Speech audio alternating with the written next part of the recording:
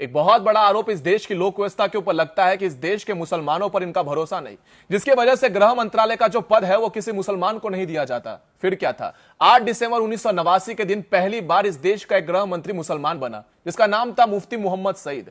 PV Singh की सरकार थी। मुफ्ती मोहम्मद सईद इस देश के पहले मुसलमान गृह मंत्री बनते हैं और ठीक इसके 1.5 महीने बाद, ध्यान से सुनना, 1.5 महीने के बाद 19 जनवरी 1990 के दिन कश्मीरी पंडितों को घर से बेदखल कर दिया जाता है और गृह मंत्रालय चुपचाप ये सारा तमाशा देखता रह जाता है। कश्मीरी पंडितों को अपने घर से निकाल कर उनके सर धड़ से अलग किए जाते हैं, लेकिन गृह मंत्रालय चुपचाप ये सारा चीज देखता रह जाता है। कश्मीरी पंडितों की बहु बेटियों के बलात्कार होते रहते हैं, फिर भी गृह मंत्रालय चुपचाप ये सारी चीजें देखता रहता है। अचानक से गृह मंत्रालय की बेटी गायब हो जाती है, जो कि अपने ही घर में छुपी होती है, और उस बेटी को ढूंढने के लिए 4 आतंकवादियों को रिहा कर दिया जाता है और चुपचाप इस देश का कानून व्यवस्था देखने लग जाता है। गुलाम नबी आजाद का भतीजा गायब हो जाता है और अचानक से 27 आतंकवादियों को यूं चुटकी बजाते हुए रिहा कर दिया जाता है।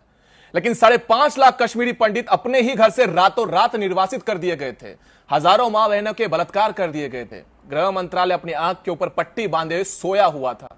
यह बात किसी से नहीं छिपी। इतिहास ये साक्षी है कि इतिहास के अंदर पहली बार किसी मिलिंट के ऊपर गृह मंत्रालय की जिम्मेदारी दी गई थी। गृह मंत्रालय की जिम्मेदारी देकर उन पर विश्वास रखा था और इतिहास में जिस तरह से इन्होंने विश्वासघात किया, ठीक उसी तरह 1990 के दिन भी हमारे साथ विश्वासघात ही हुआ।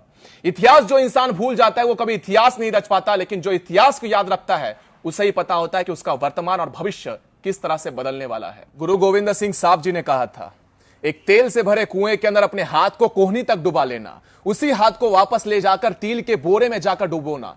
जितने तिल तुम्हारे हाथ के अंदर चिपके होंगे, उतने बार भी अगर कोई म्लेंच कहे कि मुझ पर विश्वास रखो, तब भी इस म्लेंच के ऊपर, इन गद्दारों के ऊपर विश्वास मत रखना।